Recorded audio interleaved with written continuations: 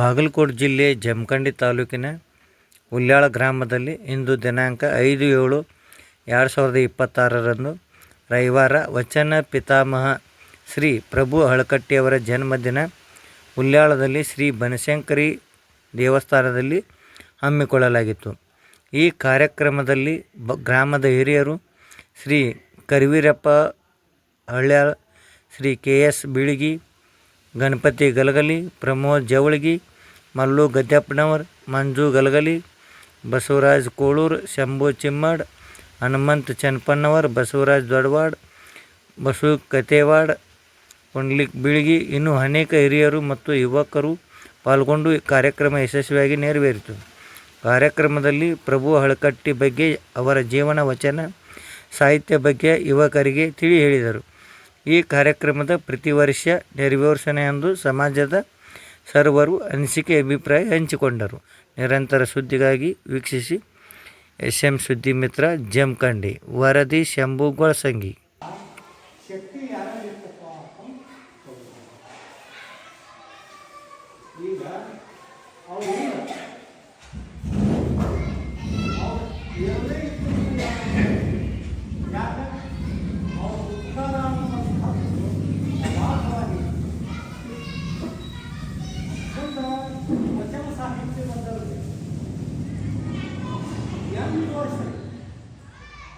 ಆ ವಚನ ಸಾಹಿತ್ಯ ಅನ್ನುವಂಥದ್ದನ್ನು ವಚನಗಳ ಸಂಗ್ರಹ ಅನ್ನೋದು 8 ವರ್ಷ ತನಕ ಅವರ ಸಂಗ್ರಹ ಮಾಡಿದ್ರು. ಒಬ್ಬರು ಶರಣರಲ್ಲ, 300 ಮಂದಿ ಶರಣರ ವಚನಗಳು ಅಲ್ಲಲ್ಲಿ ಅವರು ಸಂಪಾದನೆ ಅವರು ತಾರೋಲಿನಾಗಿದ್ದರು. ತಾರೋಲಿ ಅಂತಂದ್ರೆ ಉದ್ದಿದ್ದ ಅದ್ರ ಮ್ಯಾಗ ಬಂದಿರ್ತದೆ. ಅದನ್ನು ವಚನವನ್ನು ಅವ್ರ ಮನೆಗೆ ಹೋಗಿ ದಾವತ್ತನ್ನು ಒಂದು ಬುಕ್ಕಾಗ ಬರ್ಸೋದು. ಅವ್ರು ಕೊಡೋದು ಅನ್ನೋದು ಅವ್ರ ಮನೆಗೆ ಹೋಗಿ ಬಂದು ಮುಂದೆ ಎಲ್ಲ ಶರಣರ ವಚನಗಳನ್ನು ಮುಂದೆ ಸಂಗ್ರಹ ಮಾಡೋದು. ಅದು ಒಂದೊಂದು ಇದ್ದಿದ್ದಿಲ್ಲ, ಒಂದೊಂದು ಇದ್ದಿದ್ದಿಲ್ಲ. ಆ ಶೋಧನೆ ಮಾಡೋದಾಗಿಲ್ಲ.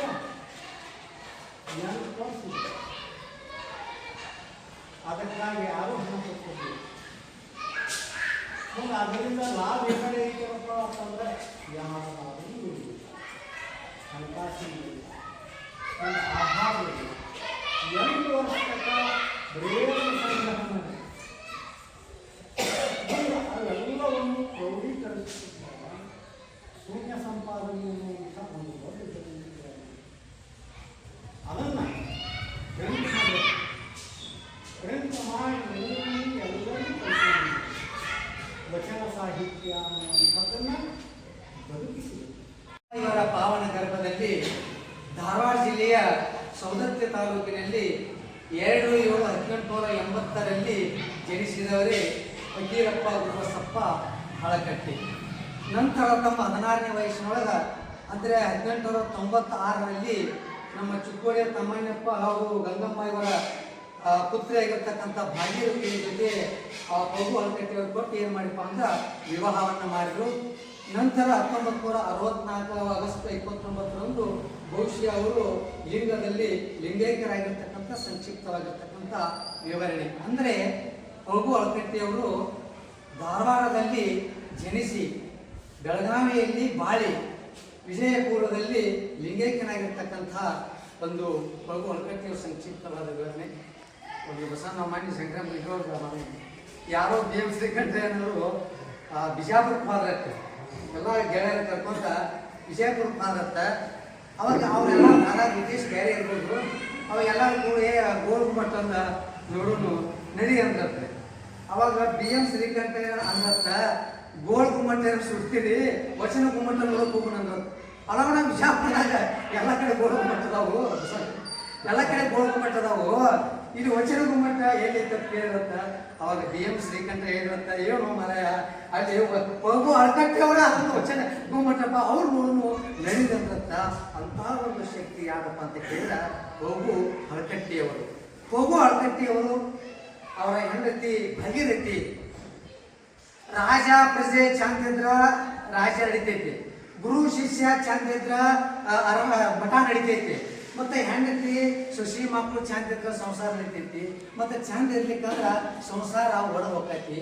ಹಂಗ ಸತಿಪತಿಗಳೊಂದಾದ ಭಕ್ತ ಹಿತವಪ್ಪವಿಸುವಂಗೆ ಎಂಬಂತೆ ಆ ಪಗು ಅಳಕಟ್ಟಿಯವರು ಮತ್ತು ಭಾಗೀರಥಿ ಸಂಸಾರವನ್ನ ಮಾಡಿದರು. ಈ ರೀತಿಯಾಗಿ ಬಂಡೆ ಎರಡು ಗಾಳಿಯಂತೆ ಸಂಸಾರವನ್ನು ಮಾಡಿ ಈ ನಾಡಿಗೆ ಯಾವ ರೀತಿಯಾಗಿ ಸಂಸಾರವನ್ನು ಮಾಡಬೇಕು ಅನ್ನುವುದನ್ನು ತೋರಿಸಿಕೊಟ್ಟವರು ನಮ್ಮ ನೇಕಾರಪುರದಲ್ಲಿ ಜನಿಸಿದಂಥ ಪಗು ಅಳಕಟ್ಟಿಯವರು.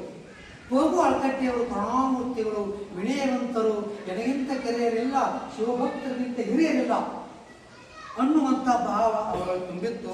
ಆ ಯಾವ ಪರಿಸ್ಥಿತಿ ಸಾಗಿರುವುದಕ್ಕ ಅವರು ಪಗು ಅಳಕಟ್ಟಿಯವರು ಬಡತನದಲ್ಲಿ ಇದ್ದರೂ ಸಹಿತ ಹೃದಯ ಶ್ರೀಮಂತಿಕೆ ಅವ್ರ ಒಳಗೆ ತುಂಬಿ ತುಳುಕ್ತಿರ್ತಾರೆ. ಬಡತನ ಇರ್ಬೋದ, ಆದ್ರೆ ಅವ್ರ ಹೃದಯ ಶ್ರೀಮಂತಿಕೆ ಒಳಗೆ ತುಂಬುತ್ತಿತ್ತು. ಅಂತಹ ಪಗು ಅಳಕಟ್ಟಿಯವರು ವಿದ್ಯೆಯಲ್ಲಿ ಬಹಳ ಜಾಣವಂತರಾಗಿದ್ದರು, ಬುದ್ಧಿವಂತರಾಗಿರು. ಅವರು ಏನಪ್ಪಾ ಅಂದ್ರೆ ವಕೀಲ ವೃತ್ತಿಯನ್ನ ತಮ್ಮ ವಕೀಲ ವೃತ್ತಿಯನ್ನು ಮುಗಿಸಿ LLB ಮುಗಿಸಿ ಆ ವಕೀಲ ವೃತ್ತಿಯನ್ನು ಮಾಡ್ತಾ ಮಾಡ್ತಾ ಅನೇಕ ಪ್ರಶಸ್ತಿಗಳನ್ನು ಪಡೆದರು. ಆದರೆ ಅವರ ಒಲವು ಒಕ್ಕಲಿಗೆ ಮಾಡ್ತಿಲ್ಲ, ಆಗ ಅವರ ಒಲವು ಏನಾಗ್ತಪ್ಪ ಅಂದ್ರೆ 12ನೇ ಶತಮಾನದ ವಚನಗಳ ಕಡೆ ಅವರ ಒಲವು ಹೊತ್ತು. ಯಾಕೆ ಹೊತ್ತು ಅಂತ ಹೇಳಿದ್ರೆ ಜಾಸ್ತಿ ಮಾತಾಡಿದ್ರೆ ಸ್ಪೀಕರ್ ನಿಲ್ಲಿಸಿ, ಸ್ಪೀಕರ್ಗೆ ಹೇಳ್ದಾಗ ಸ್ಪೀಕರ್ಗೆ ಮಾತಾಡೋರು ಅದಕ್ಕೋಸ್ಕರ ಇನ್ನು ಮಾತಾಡೋರು ಹೆಚ್ಚು ಮಾತಾಡಿದ್ರೆ ಅನವಶ್ಯಕ ಮಾತಾಡಿದ್ರೆ ನಾವು ಸ್ಪೀಕರ್ ನಿಲ್ಲಿಸಿ. ಭಾಳ ಸರಳವಾದ ಕೆಲಸ ಇದೆ. ಎಲ್ಲರೂ ಅನುಭವದ ರೀತಿಯನ್ನು ಕುರಿತು ತಯಾರು ಮಾಡ್ತಾರೆ. ನನ್ನ ಕೆಲಸ ಅದನ್ನೇ ಬಳಸೋದು, ಅವರು ಮಾಡಿದ ಅಡಿಗೆಯನ್ನು ಬಡಿಸೋದು. ನಾವು ಈಶ್ವರ ಬಾಡ್ನವ್ರನ್ನ ಚಿಕ್ಕವರಿಂದ ಒಂದು ವರ್ಷ ಚಿಕ್ಕವರು ಇರ್ಬೋದು, ಅವರು ಇಷ್ಟೊಂದು ಸುಶ್ರಾಮವಾಗಿ ಅವ್ರ ವಚನವನ್ನು ಮಂಗಲಕಾರ್ಯ ಆಗ್ತಾರೆ ಅಂತ ಗೊತ್ತಿರಲಿಲ್ಲ. ಇದು 4-5 ದಿವಸದಿಂದ ಅವರ ಧ್ವನಿ ದರ್ಶನ ಆಯಿತು. ಅದೇ ರೀತಿ ಮಲ್ಲು ಚಿಮ್ಮಾಡ್ ಅವ್ರ ಧ್ವನಿ ಯಾಕಂದ್ರೆ ಜಯಪ್ರಭು ಕೇಳಿದ್ವಿ. ಈಗ ನಮಗೆ ಕೂಡುವುದರಿಂದ ಅನೇಕರ ಒಳ್ಳೆಯತನ ನಮಗೆ ಕಂಡುಬರುತ್ತೆ. ಈಗ ನಮ್ಮಲ್ಲಿ ಒಂದು ಮಾತಿದೆ, ಮಾತು ಇದರಲ್ಲಿ ಎಲ್ಲರೂ ಮಾಡಿ ಬಂದವರು. ಈಗ ನಾವು ಬಿಟ್ಟಿದ್ದು ಚಿಕ್ಕವರಿದ್ದಾಗ ನಾವು ಪ್ರಯತ್ನ ಮಾಡಿದ್ವಿ. ಜ್ಞಾನದ ಕುಣಿಯಲ್ಲಿ ನನ್ನ 2 ಕಾಲುಗಳನ್ನು ಇಳಿಬೇಕು, ಅದರಲ್ಲಿ ತಕ್ಕತೈ ಎನ್ನುತ್ತಾ ಆಚೆ ಈಚೆ ಎಡಬಲ ಅಂತ ನೋಡುತ್ತಾ ಹಾಸಿಗೆಗೆ ನೂಲನ್ನು ರೂಪಿಸಿ ಹಾಸು ಹೊಕ್ಕಾಗಿ ಜ್ಞಾನದ ಬಟ್ಟೆಯನ್ನು ತಯಾರು ಮಾಡಿದಂಥ ಜನ ಯಾರು ಬೇಸಿಕಲ್ ಸೀರೆ ನೇಯ್ದಿರ್ಬೋದು. ನಮ್ಮಂಥವರು ಕಲಿವಿಕೆಯಲ್ಲಿ 1 ಮೊಳನೋ 2 ಮೊಳನೋ ನೇಯ್ದಿರ್ಬೋದು. ಅಂಥ ಸಮಯದಲ್ಲಿ ನಾವು ತಪ್ಪು ಮಾಡಿರ್ಬೋದು. ಈ 3 ಮಣಿ ನೇಯುವಲ್ಲಿ 2 ಮಣಿ ನೇಯುವಲ್ಲೇ 3 ಮಣಿ ನೇಯ್ದಿದ್ದು ನೆನಪಿಡ್ತಾರೆ. ಯಾಕಂದರೆ ನಾವು ಹೊಸದರಲ್ಲಿ ಹೆಚ್ಚು ಬಡಿತಾ ಇರ್ತೇವೆ, ಗಟ್ಟಿಯಾಗಲಿ ಅಂತ ಭಯ ಇರ್ತದೆ. ಹಾಗೆ 3 ಮಣಿ ನೇಯ್ದು ನೀವು ಬಡಿದ್ರೆ ನೋಡೋಕ್ಕದು 2 ಮಣಿ ಹಂಗೆ ಕಾಣ್ತದೆ. ಆಗ ನಾನು ಒಮ್ಮೆ ಹಳ್ಳಿಯಲ್ಲಿ ಇರಪ್ಪ ಮನೆಯಲ್ಲಿ ಕಲಿ ಉತ್ಸವ ನಮ್ಮ ನಾನು ನೇಯ್ತೇನೆ ಅಂತ ಅವ್ರು ಮಲ್ಕೊಂಡ್ರು. 3 ಮೊಳ ನೇಯ್ದು ಬಿಟ್ಟೆ. 3 ಮೊಳ ನೇಯ್ದು ಮನೆಗೆ ಬಂದೆ. ಆಮೇಲೆ ಮನೆಗೆ ಬಂದು ಕಿವಿ ಹಿಡಿದು ನೋಡಿದ್ದು ಏನು ಮಾಡಿದ್ದೀನಿ, ನಾನು ಹೇಳಿದ್ದು ಹೆಂಗಿದೆ, ಹೆಂಗಿದೆ ನೋಡಿ ಸರಿ ನೋಡಿ. ಅದು 3 ಮಣಿ. ಪಗು ಅಳಕಟ್ಟಿಯವರು ವಚನ ಸಂಗ್ರಹ ಮಾಡಿ ಜಗತ್ತಿಗೆಲ್ಲ ದಿಕ್ಕಿಗಳನ್ನು ಸುತ್ತಿ ಮೊದಲಿನಿಂದ ಬಣ್ಣವರಿಗೆ ಓದೋರಿಗೆ ಅದ್ರ ಬಗ್ಗೆ ಅಭ್ಯಾಸ ಮಾಡುವವರಿಗೆ ಎಷ್ಟು ವಿಶೇಷಪಟ್ಟು ನಮಗನಿಸಿದ್ರು. ಯಾಕಂದರೆ ವಚನ ಸಂಗ್ರಹ ಮಾಡಿದ್ರು ಎಲ್ಲ ಕಡೆ ಅಡ್ಡಾಗ ಬರೆದವರು ಹಿಂದಿನ ಮಹಾತ್ಮರು ಬರೆದರು, ಇವರು ಸಂಗ್ರಹ ಮಾಡಿದರು. ಇವರು ಸಂಗ್ರಹ ಮಾಡಿದ ವಿಷಯಗಳು ಕೆಲವು ಜನರಿಗೆ ಗೊತ್ತಿಲ್ಲ. ನಮಗೆ ಅವ್ರ ಇಡೀ ಇತಿಹಾಸ ಏನಿತ್ತು ಅಂತ ಗೊತ್ತು. ಇದು ಅಂದ್ರೆ ಅಂಥ ಮಹತ್ತರವಾದಂಥ ಕಾರ್ಯ ಅವರು ಮಾಡಿದಂಥ ಕಾರ್ಯಕ್ಕೆ ಅನುಗುಣವಾಗಿ ನಾವು ನಡ್ಕೋಬೇಕಂದ್ರೆ ಅದಕ್ಕೆ ಎಷ್ಟು ಕಿಮ್ಮತ್ತು ಕೊಡಬೇಕು ಅಷ್ಟು ಕಿಮ್ಮತ್ತು ಕೊಟ್ಟು ಅದನ್ನು ಹೆಂಗೆ ಅಭ್ಯಾಸ ಮಾಡಿ ನಮ್ಮ ಜೀವನದಾಗ ಹೆಂಗೆ ಅಳವಡಿಸ್ಕೋಬೇಕು, ಅಭ್ಯಾಸ ಮಾಡಿ ಭಾಳ ಸಣ್ಣ ಅನಿಸ್ಕೋಬೇಕಂತೂ ಅದನ್ನು ನಮ್ಮೊಳಗ ನಾವು ಅಳವಡಿಸ್ಕೊಳ್ಳುವಂಥ ಒಂದು ಭಾವನೆ ನಮ್ಮಲ್ಲಿತ್ತು ಅಂದ್ರೆ ಅದಕ್ಕೆ ನಮಗೆ ಸರಿಯಾಗಿ ಆಗ್ತದೆ. ಅಂಥ ಒಬ್ಬ ಮಹಾತ್ಮರ ಇದೊಂದು ಕಾರ್ಯಕ್ರಮ. ಈ ಕಾರ್ಯಕ್ರಮ ಇನ್ನೂ ಭಾಳ ಆಗಬೇಕು, ಅದು ಮುಂಜಾಗ್ರತಾ ಕ್ರಮದಿಂದ ಇರಂಗಿಲ್ಲ ಅನ್ನೋದಾಗಿ ಯಾಕಂದ್ರೆ ವಿಶೇಷ ಗೊತ್ತಿಲ್ಲ. ಸಂದರ್ಭದಲ್ಲಿ ವೇದಿಕೆಯಲ್ಲಿರುವ ಹಿರಿಯರಾದ ಕರಿಯಪ್ಪ ಅವರು, ಮಕ್ಕಳರಾದ ಕೆ ಎಸ್ ಹುಲಿ ಅವರು, ನೂರಿ ಅವರಿಂದ ಮಿತ್ರರ ಇಲ್ಲಿ ಸೇರುವ ಬದ್ದಲೆಲ್ಲ ಏನು ವಿಷಯ ಐತಿ ನಮ್ಮ ಶರಣು ಇಷ್ಟ ಏನು ಇವು ನಾವು ಯಾಕೆ ಆಚರಣೆ ಮಾಡಬೇಕಂದ್ರೆ ಇತಿಹಾಸ ಫಸ್ಟ್ ಹಿಸ್ಟ್ರಿ ನಮಗೆ ಗೊತ್ತಿರಬೇಕು, ನಮ್ಮಿಂದ ನಮ್ಗೆ ಓದಿಸಾಕಬೇಕು. ಇದು ಆಚರಣೆ ಆಗಿ ಫೋಟೋ ಕೊಡ್ಬೇಕಾದ್ರೆ ಅಷ್ಟು ಈಜಿ ಆಗಿಲ್ಲ. ಅವ್ರು ಜೀವನ ತ್ಯಾಗ ಮಾಡಿರ್ತಾರೆ. ನಾವು ಜೀವನ ತ್ಯಾಗ ಮಾಡಿದಾಗ ಏನಾರ ಸಾಲ್ಸಕ್ಕೆ ಸಾಧ್ಬೇಕೈತಿ, ಈಗ ಸಾಲ್ಸಕ್ಕೆ ಆಗಂಗಿಲ್ಲ.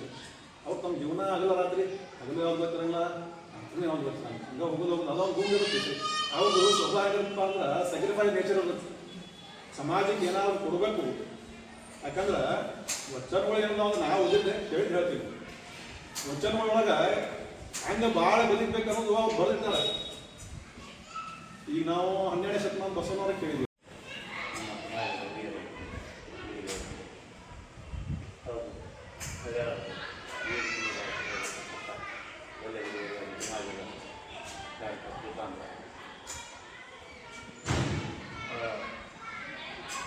ಅವರಿದ್ದದ್ದೆಲ್ಲ ಸಾಕಷ್ಟು ಈಗಾಗಲೇ ಶರಣಗಳು ಗೊತ್ತಪ್ಪ ನಾವೆಲ್ಲ ವಿವರವಾಗಿ ತಿಳಿಸ್ತೀನಿ.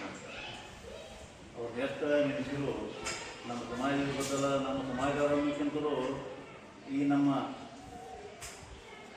ಜನರು ಹೇಗೆ ಬದುಕಬೇಕು ಅನ್ನುವಂಥ ವಚನ ಸಾಹಿತ್ಯವನ್ನು ಬರುವುದಕ್ಕಿಂತಲೂ ಅದನ್ನು ಪ್ರಚಾರ ಮಾಡಿ ಜನರಿಗೆ ತಲುಪಿಸುವಂಥ ಕಾರ್ಯವನ್ನು ಅವ್ರು ಮಾಡಿದರು. ಅವ್ರು ಯಾರೋ ಆದರೂ ಯಾವ ಸಮಾಜದವರಾದರೂ ಒಂದು ಗೌರವ ಮಾಡೋದ್ರ ಕರ್ತವ್ಯ ನಮಗೆ ಈ ಭೂಮಿಯಲ್ಲಿ ನಮ್ಮ ಜ್ಞಾಪಿಸ್ಕೊಳ್ಳುವಂಥ ಕರ್ತವ್ಯ ನಮ್ಮ ಮನುಷ್ಯಜನ. ಅದನ್ನು ನಾವು ಇಂಥ ಸಂದರ್ಭದಲ್ಲಿ ಅವ್ರನ್ನ ಈ ಕಾರ್ಯಕ್ರಮಕ್ಕೆಲ್ಲ ಹುಡುಗು ಮಾಡಿದ್ದಕ್ಕೆ ನಮ್ಗೆ ಭಾಳ ಸಂತೋಷ ಆಗೈತೆ. 5ನೇ ವರ್ಷದಲ್ಲಿ ಯಾಕಂದ್ರೆ ಇಂಥವು ಕಾರ್ಯಕ್ರಮಗಳು ಮಾಡ್ತಾ ಇದ್ದಾರೆ. ಮಾಣಿಪುರದವರು ಗಂಗಾಜಲ ತಂದ್ರೆ ಹೋಗಿ ಇಲ್ಲೇ ಇದರಿಂದ ವಾರಣಾಸಿಯಿಂದ ಹೋಗಿ ಇಲ್ಲಿ ಗಂಗಾಜಲ ತಂದು ಈ ಪ್ರತಿಯೊಂದು ನಮ್ಮ ದೇವಸ್ಥಾನ, ಇಲ್ಲಿ ನಮ್ಮ ಹದಗಾರ ಸಮಾಜದ ಎಲ್ಲ ದೇವಸ್ಥಾನ, ಗಣಪತಿ ದೇವಸ್ಥಾನ ಆಗಲಿ, ದೇವರ ಅಜ್ಮೇರಿ ಆಗಲಿ, ಅವ್ರು ಪ್ರತಿಯೊಂದು ಹೋಗಿ ಅವ್ರದ್ದೊಂದು ಕೊಡ ತಂದು ಅಲ್ಲಿದ ನೀರು ತಂದು ಕೊಡುವಂಥ ವ್ಯವಸ್ಥೆ ಮಾಡಿದ್ರು. ಒಂದು ಸಂಕಲ್ಪ ಮಾಡ್ಕೊಂಡಿದ್ರು. ಒಬ್ಬರು ಗುರುಗಳು ಹೇಳಿದ ಒಂದು ಸಂಕಲ್ಪ ಇನ್ನೂವರೆಗೆ ಬರ್ತಾರೆ. ಅವ್ರು ಏನಾದರೂ ಮಾಡಬೇಕು ಸಮಾಜಕ್ಕೆ ಅಂತೇಳಿ DLD ಅಸೋಸಿಯೇಷನ್ ಸಂಸ್ಥೆಯನ್ನು ಅವರೇ ಸಂಸ್ಥಾಪಕರಾದ. ತದನಂತರ ನಾನು ಮುಖ್ಯವಾದ ಘಟನೆಗಳು ಅಷ್ಟೇ ಹೇಳ್ಬಿಡ್ತೀನಿ, ಯಾಕಂದ್ರೆ ಈಗ ಎಲ್ಲ ಹೇಳಿದ್ದಾರೆ. ಅದೇ ತರನಾಗಿ ಸಿದ್ದೇಶ್ವರ ಸಂಸ್ಥೆಯನ್ನು ಕೂಡ ಅವರೇ ಮುಟ್ಟಾಕಿದ್ರು. ಈ DLD ಸಂಸ್ಥೆಯೊಂದು ಸುಮಾರು 80,000 ಸ್ಕೂಲ್ ಇರ್ಬೇಕಾದ್ರೆ ಅಂಡರ್ಲೆ ಅಷ್ಟು ಬೆಳೆದ್ಬಿಟ್ಟವರು. ಅದಕ್ಕೆಲ್ಲ ಮೂಲ ಕಾರಣ ಅಂದರೆ ಮುಂದೆ ನಮ್ಮ ರಬಕವಿಯಲ್ಲಿ ಅವರು ಬೀಗಿ ಅವ್ರ ಮನೆಗೆ ಹೋದಾಗ ಯಾರೋ ಮನೆಗೆ ಸ್ವಲ್ಪ ಗೆಸ್ಟ್ ಆಗಿ ಅವ್ರ ಮನೆಗೆ ಊಟಕ್ಕೆ ಕರೆದಾಗ ಊಟಕ್ಕೆ ಮುಗಿದ್ರಂತೆ. ಊಟಕ್ಕೆ ಹೋದಾಗ ಅವರು ಈಗ ಮಾನ್ಯಾಗ ಯಾವ ಪುಸ್ತಕ ತೆಗೆದು ನೋಡುವಾಗ ಅವ್ರಿಗೆ ವಚನ ಸಾಹಿತ್ಯದ ಒಂದು ಯಾವುದೋ ಬುಕ್ ಸಿಗ್ತದೆ. ತಾಳೆಗೆ ತೆಗೆದು ನೋಡಿದಾಗ ವಚನ ಸಾಹಿತ್ಯ ನೋಡಿ ಅವ್ರಿಗೆ ರುಚಿ ಸಿಗ್ತದೆ. ವಚನ ಸಾಹಿತ್ಯ ಎಷ್ಟು ಬರೋಲ್ಲ, ಇದು ಒಬ್ಬರು ಬರೋಲ್ಲ, ಇದನ್ನು ಸಂಗ್ರಹ ಮಾಡಬೇಕು ಅಂತ ತಿಳಿಯಾಗಿ ಹೋಗ್ತದೆ. ಆಗೇನು ತಿಳಿಯಾಗಿ ಹೋಗ್ತಾರೆ. ನಂತರ ಬಿಜಾಪುರದಾಗ ಬಂದು ವಚನ ಸಾಹಿತ್ಯ ಎಲ್ಲೆಲ್ಲಿ ಸಿಗ್ತಾವೆ, ಒಟ್ಟು ಯಾವ ಊರಿಗೆ ಹೋಗ್ತಾರೋ ಅವ್ರು ಮನ್ಯಾಗ ಯಾರು ಮನೆಗೆ ಬಾದ್ರೆ ಅವ್ರ ಮನ್ಯಾಗ ಮೊದಲು ಮಾಡಿ ಕೊಟ್ಟೆ ಉಣವು ಅವ್ರಿಗೂ ಅಂದರೆ ಅವ್ನು ಕೊಡ್ರಿ ನಾನು ಹೋಗ್ತೀನಿ. ಹಿಂಗೆಲ್ಲ ಅವರು ನಾವೇನು ಮಾಡಿದ್ವಿ, ಮನೆ ಕಟ್ತೀವಿ. ಸಾಧು ಸನ್ಯಾಸಿಗಳು ಮಠ ಕಟ್ತಾರೆ. ಆದ್ರೆ ಅವರು ವಚನ ಗುಮ್ಮಟವನ್ನು ಕಟ್ಟಿ ಒಂದು ಸೈಕಲ್ ತೊಗೊಂಡು ಓಣಿ ಅಡ್ಡಾಡಿದ್ರು, ಊರು ಅಡ್ಡಾಡಿದ್ರು. ಕೈಕಾಗ ಬಿಟ್ಟು ಅವರು ವಚನ ಸಾಹಿತ್ಯವನ್ನು ಸಂಘಟನೆ ಮಾಡ್ಕೊಂಡು ಕರೆದು ಅವ್ರು ಎಷ್ಟು ಸಂಗ್ರಹ ಮಾಡಿದ್ರಂದ್ರೆ 10,000 ಬುಕ್ ಆಗಬೇಕಾಗಿತ್ತು ಅಂತ ವಚನ ಸಾಹಿತ್ಯ. ಅಷ್ಟು ಸಂಗ್ರಹ ಮಾಡಿದ್ರು. ಸಂಗ್ರಹ ಮಾಡಿದ್ರು ಇಟ್ಟರು. ಮುಂದೆ ಏನು ಮಾಡಬೇಕು, ಇವ್ರು ಮುದ್ರಣ ಮಾಡ್ಬೇಕಾದ್ರೆ ಕೈಲಿ ಬರೀತಿದ್ರು. ಇವ್ರು ಮುದ್ರಣ ಮಾಡ್ಬೇಕಲ್ಲ, ಹಾಳಾಗ್ತೈತಿ, ಏನು ಮಾಡ್ಬೇಕಂತಂದ್ರೆ ಯಾರೂ ಸಹಾಯ ಮಾಡಿದ್ರು. ಅದನ್ನು ಏನಾದರೂ ಮಾಡ್ಬೇಕಂತ ಹೇಳಿ ಏನು ಮಾಡ್ಬೇಕು, ತಮ್ಮ ಮನೆ ಮಾಡಿದ್ರು. ಇದು ಒಂದು ಮನೆ ಅದರ ಬರ್ತಂಥ ಪರಿಸ್ಥಿತಿ. ಅವ್ರ ಅಪ್ಪ ಮಾಸ್ತರ್ ಅಂಥದ್ದೇನು ಭಾಳ ಸಿಗ್ತಿರಲಿಲ್ಲ. ಅವನ್ನ ಮನೆ ಮಾಡಿದ್ರು. ಮನೆ ಮಾಡಿದ್ರು, ಇಂಟಿಗೆ ಒಳಗಿಟ್ಟು ಬದ್ದಾರ ಮಾಡಿದ್ರು. ಒಂದು ಪ್ರಿಂಟಿಂಗ್ ಪ್ರೆಸ್ ತಂದು. ಅದಕ್ಕಿಂತ ಮುಂಚೆ ಏನಾಯಿತು ಅಂತ ಬೆಳಗಾವಿದಾಗ ಒಂದು ಪ್ರಿಂಟಿಂಗ್ ಪ್ರೆಸ್ ಇತ್ತು. ಅದು ನಮ್ಮ ಕ್ರಿಶ್ಚಿಯನ್ ಮಿಷನರಿ ಇತ್ತು. ಅವ್ರು ಬರೀ ನಮ್ಮ ಕ್ರಿಶ್ಚಿಯನ್ ಮಿಷನರಿ ಸಂಬಂಧಪಟ್ಟದಷ್ಟೇ ಪ್ರಿಂಟ್ ಮಾಡ್ತೀವಿ. ಇದನ್ನು ಪ್ರಿಂಟ್ ಮಾಡಬೇಕು ಒಂದು ಲೆಟ್ರ್ ಒಂದು 500 ರೂಪಾಯಿ ಹಾಕಿ ಆಗಿನ ಕಾಲಕ್ಕೆ ಕಳಿಸಿದ್ರಂತ. ಅವ್ರು ಅದನ್ನೆಲ್ಲ ಓದಿ ಈಗ ಏನಾದ್ರು ವಚನಗಳನ್ನು ನಾವು ಪ್ರಿಂಟ್ ಮಾಡಿದ್ರೆ ಸಮಾಜಕ್ಕೆ ಓದಂದ್ರೆ ನಮ್ಮ ಕ್ರಿಸ್ತರು ಇದನ್ನು ಯಾರು ನೋಡೋದಿಲ್ಲ, ಇದನ್ನು ನೋಡೋದು ಬೇಡ ಅಂತೇಳಿ ಬಾಯಿ ಕಳಿಸಿದ್ರು. ಇಲ್ರಿ ನಮ್ಗೆ ಇದನ್ನು ಮಾಡೋಕ್ಕಾಗೋದಿಲ್ಲ, ನಮ್ಮ ಧರ್ಮದಾಗ ಇರೋಕ್ಕೆ ಅವಕಾಶ ಇಲ್ಲ, ಅದಕ್ಕೆ ನಾವು ಮಾಡೋದಿಲ್ಲ ಅಂತೇಳಿ ಬಾಯಿ ಕಳಿಸಿದ್ರು. ಇವರು ಮಣಿ ಮಾರಿ ನಾನು ಮಾಡ್ತೀನಿ ಅಂತೇಳಿ ಮಣಿ ಮಾರಿ ಒಂದು ಹಳಿ ಪ್ರಿಂಟಿಂಗ್ ಪ್ರೆಸ್ ತಂದು ಅವರು ಪ್ರಿಂಟಿಂಗ್ ಮಾಡೋಕ್ಕಾಗಿಲ್ಲ. ಕ್ರಮೇಣ ಹೆಂಗೆ ಪ್ರಿಂಟಿಂಗ್ ಮಾಡ್ಕೋತ ಇವು ಯಾರೇ ಒಂದು 2 ರೂಪಾಯಿ ಕೊಟ್ಟಂದ್ರೆ ಅವ್ರ ಹೆಸರಲ್ಲಿ ಒಂದು ಇದನ್ನ ಮಾಡೋದು ವಚನ ಪ್ರಿಂಟ್ ಮಾಡೋದು ಹೆಸರಲ್ಲಿ ಅವ್ರ ಖರ್ಚು ಹಾಕೋದು. ತಮಗೆ ಮಾತ್ರ ಊಟಕ್ಕೆ ತಿರುಗಿದ್ರು ಸರಿ ಇಷ್ಟು ಹುಚ್ಚು ನಾನು ಮಂದಿ ಊರಾಗ ಹತ್ತಿದ್ರು ಏನು ಹುಚ್ಚಿದ್ರು ಹಳಿ ಹೋಗ್ತದೆ ತಾಳು ತಾವು